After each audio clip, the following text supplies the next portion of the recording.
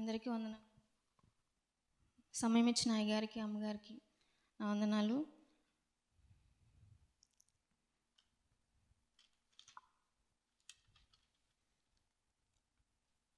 యోహాను సువార్త 19వ అధ్యాయము 30వ వచనం.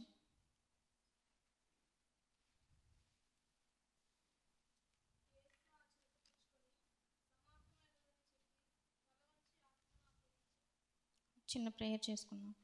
మహాపరిశుద్ధుడైన తండ్రి, మహోన్నతుడ, జీవాధిపతి, నీ ఘనమైన నామానికి వందనములు ప్రభువా.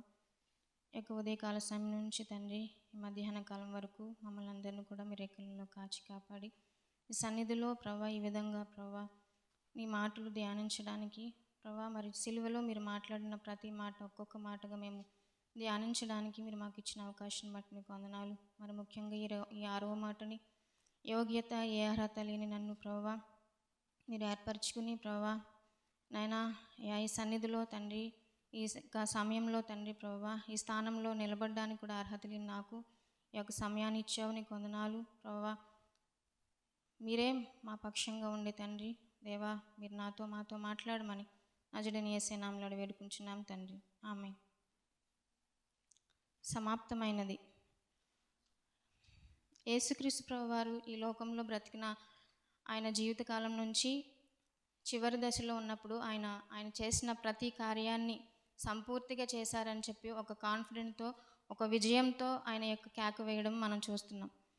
మత్తయి సువార్త, మార్కు సువార్త, లూకా సువార్తలో కూడా ఈ యొక్క సమాప్తమైనది అన్న మాటని ఒక బిగ్గరమైన కేకగా ఆయన వెల్లడి చేయడం, ఒక బిగ్గరమైన కేకను ఆయన వేయడం, ఆ యొక్క సమాప్తమైనది అనేది ఆ మాటని ఆ విధంగా వివరించున్నారు.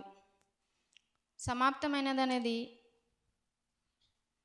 ఒక పరిపూర్ణంగా ఆయన చేసిన యొక్క కార్యానికి ఒక పరిపూర్ణమైన సంపూర్ణమైన కార్యంగా ఇక్కడ మనం చూస్తున్నాం.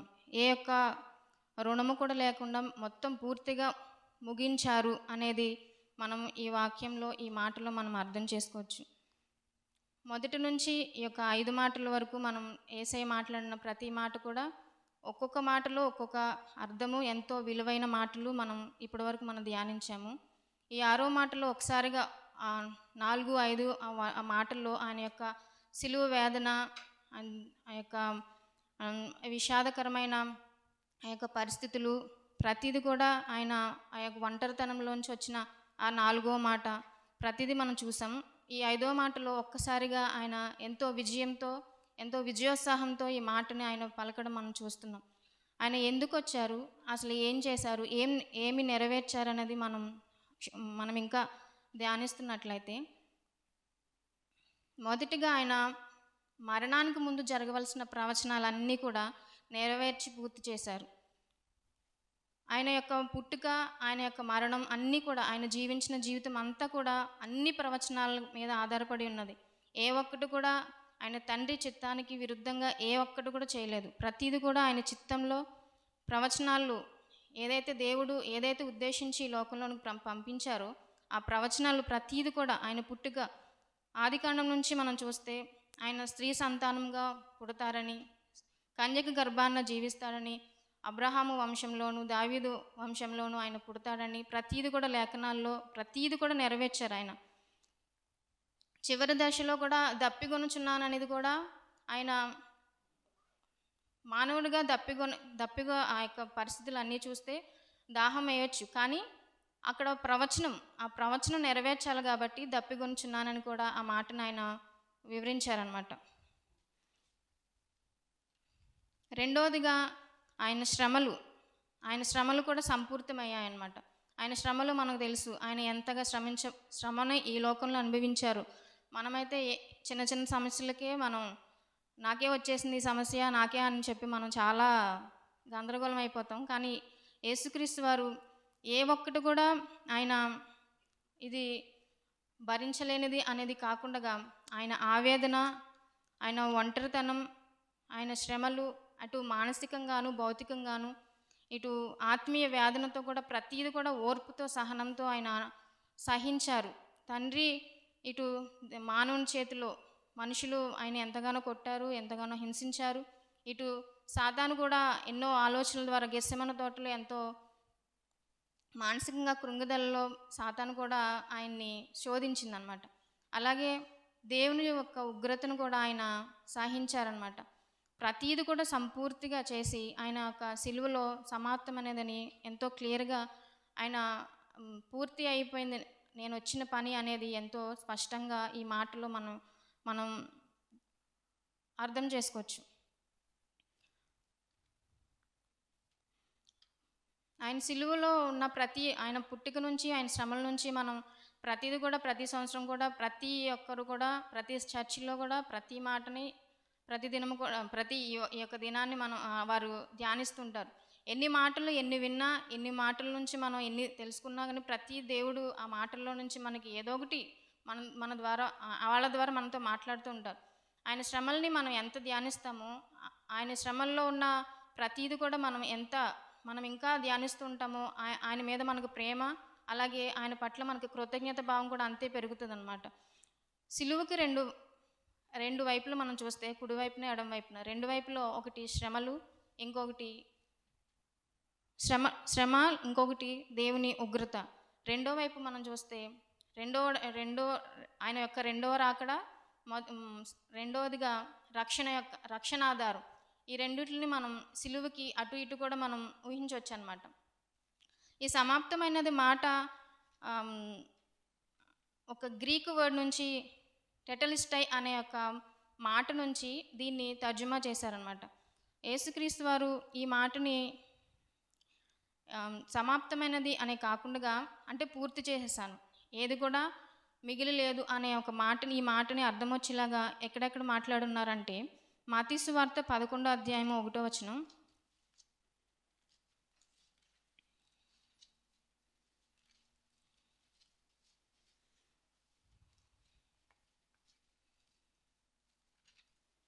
యేసు తన 12 మంది శిష్యులకు ఆజ్ఞాపించుట చాలించిన తరువాత వారి పట్టణంలో బోధించుటకు ప్రకటించుటకు అక్కడి నుండి వెళ్ళిపోయాను. అంటే ప్రతిది కూడా యేసయ్య వాళ్ళకి అన్నీ ఆజ్ఞాపించేసి చాలించడం. అంటే చాలించడం అనేది ఇక్కడ క్లోజ్ కంప్లీట్, అక్కడ ఆ పని అక్కడ కంప్లీట్ అయినది. ఈ విధంగా ఆయన అక్కడ ఆ సమాప్తం అనేది అంటే ఆ కంప్లీట్ ఆ వర్డ్ వచ్చేలాగా ఇక్కడ మనం చూస్తాం. సెకండ్గా మత్తయి సువార్త 17వ అధ్యాయం 24వ వచనం.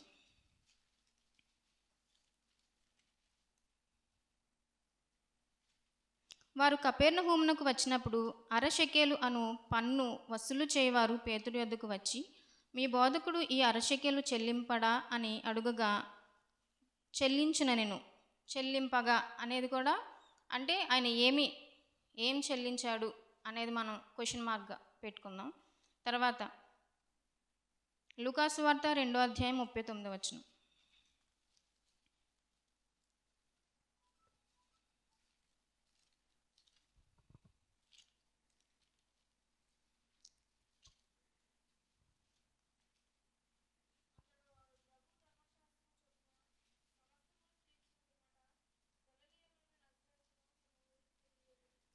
అంతటి వారు ప్రభువు ధర్మశాస్త్రం చెప్పుట సమస్తము తీర్చిన అనేది కూడా క్వశ్చన్ మార్క్, ఏం తీర్చాడు అనేది.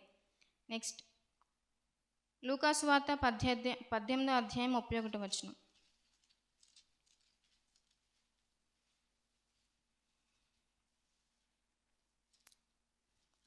ఆయన తన 12 మంది శిష్యులను పిలిచి, ఇదిగో యెరూషలేమునకు వెళ్ళుచున్నాము, మనుష్య కుమారుని గూర్చి ప్రవక్తల చేత వ్రాయబడిన మాటలన్నీ నెరవేర్చబడడం.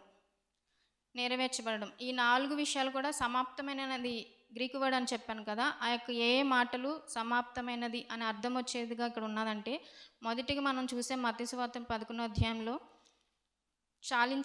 చాలించబడిన అని ఉంది. చాలించిన అనేది ఏం చాలించారు అనేది మనం చూస్తే దానికి ఆన్సర్ మన పాపములు, అలాగే మనలోని అపరాధ భావనను ఆయన చాలించారు. అంటే మన పాపాలని మనలో ఉన్న అపరాధ భావాలని అక్కడికి మనం క్లోజ్ చేయొచ్చు. అంటే మనలో ఉన్న పాపాలు అన్నిటిని కూడా ఆయన శిలువ యొక్క పునరుద్ధానం, ఆయన యొక్క దానిలో మన పాపాలన్నింటిని కూడా అక్కడ మనం చాలించవచ్చు అనేది. నెక్స్ట్ ఏమి చెల్లించాడు అనేది మనం చూస్తే మన విమోచన క్రయధనము ఆయన చెల్లించాడు.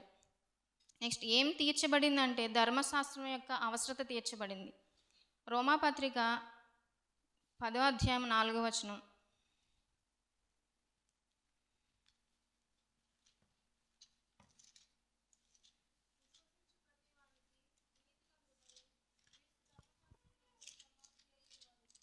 అక్కడ ధర్మశాస్త్రానికి సమాప్తి అయిందనమాట. ధర్మశాస్త్ర విధులన్నింటి కూడా ఆయన నెరవేర్చారనమాట. ధర్మశాస్త్రాన్ని ఒక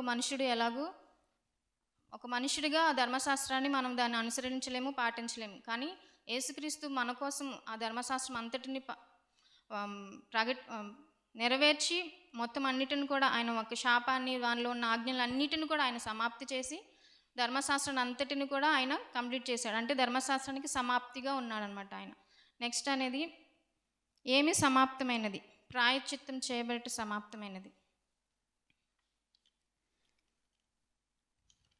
ప్రాయశ్చిత్తం సమాప్తం అంటే ఆయన ఎందుకు వచ్చాడో మనం గ్రహించినప్పుడు ఏ విషయంలో ఆయన ప్రాయశ్చిత్తం చేశాడో మనం కూడా చూస్తాం. లూకాసు వార్త 19వ అధ్యాయము 10వ వచనం.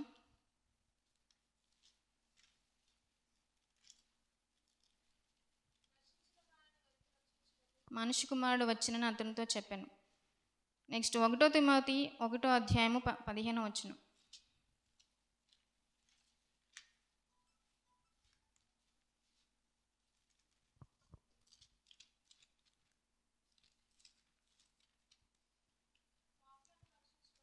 మనిషి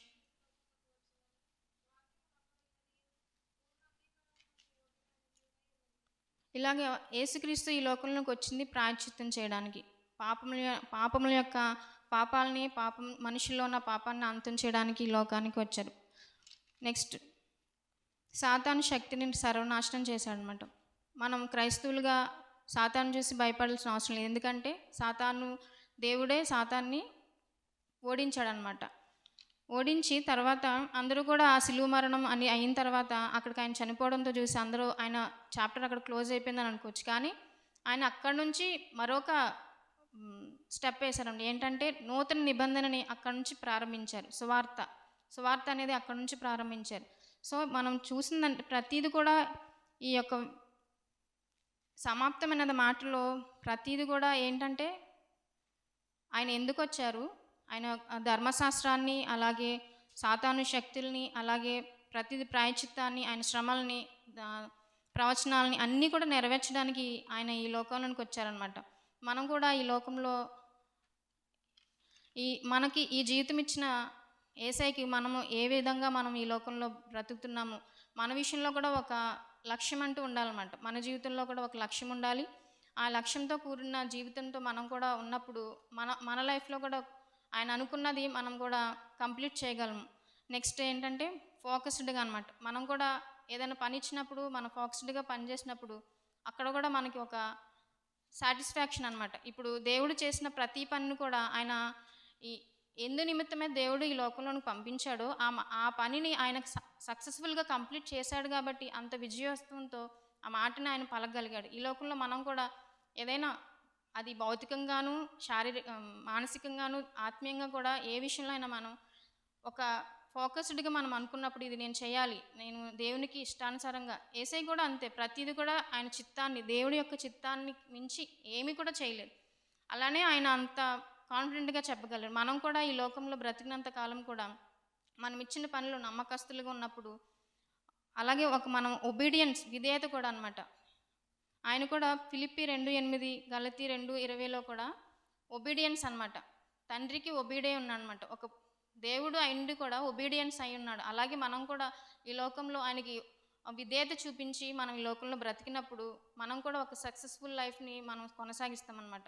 గమ్యాన్ని మనం చేరుకుంటాం. యేసయ్య ఎలాగైతే ఈ లోకంలోకి వచ్చి తన యొక్క పనిని అంతటిని కూడా కంప్లీట్ చేసి తర్వాత ఆ పనిని కూడా నూతన నిబంధనని స్థాపించారు. అలాగే మనం కూడా మనం బ్రతికినంత కాలం కూడా మనమే మనతో పాటు మన ఫ్యామిలీ అన్నిటిలో విషయంలో కూడా మనం కూడా నమ్మకస్తులు ఉన్నప్పుడు లాస్ట్లో మనం ఏం చేస్తామంటే దేవుని ఉద్దేశాలను సాధించడం కోసం మన బాధలను, శ్రమలను సహించడానికి సిద్ధంగా ఉండేవారుగా మనం ఉండాలి.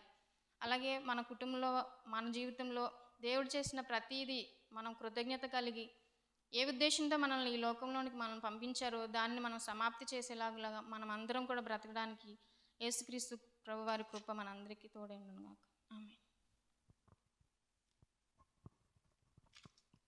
మంచిదండి, ప్రార్థన చేసుకుందాం. మమ్మల్ని మిక్కిలిగా ప్రేమించిన మా ప్రియ పరలోకపు తండ్రి, నాయన మీరు సిలువలో పలికిన మాటలను బట్టి ప్రభా, నాయన ఒక్కొక్క మాటగా నాయన నాయనా మేము విని ఉన్నాం స్వామి. అవునయ్యా, మీరు ఈ భూమి మీద ప్రవ్వా నాయనా అన్నీ కూడా ప్రవ్వా సమాప్తము చేసి ప్రవ్వా నాయనా వెళ్ళినట్లుగా మేము చూస్తూ ఉన్నాం స్వామి. ఏ ఉద్దేశంతో ప్రవ్వా నాయనా మేము ఇక్కడ ఉంచబడ్డాము స్వామి, నాయనా ఏ ఉద్దేశం చొప్పున ప్రవ్వా నాయనా మేము ఇక్కడికి వచ్చాము నాయనా, వాటన్నిటి విషయంలో ప్రవ్వా నాయనా మేము శ్రద్ధ కలిగి ప్రవ్వా నీ చిత్తానుసారంగా ప్రతిదీ కూడా ప్రవ్వా నాయనా మేము జరిగించుటకు నాయనా మమ్మల్ని సాధనాలుగా మీరే వాడుకోమని నాయనా విని ఉన్న ఈ మాటలన్నిటి ప్రకారం ప్రవ్వా నాయనా మేము నడుచుకుంటూ మాకు నేర్పించమని నజరుని యేసుక్రీస్తు పుణ్యనామమున ప్రార్థించి బ్రతిమలాడి వేడుకుంటున్నాం తండ్రి. ఆమేన్.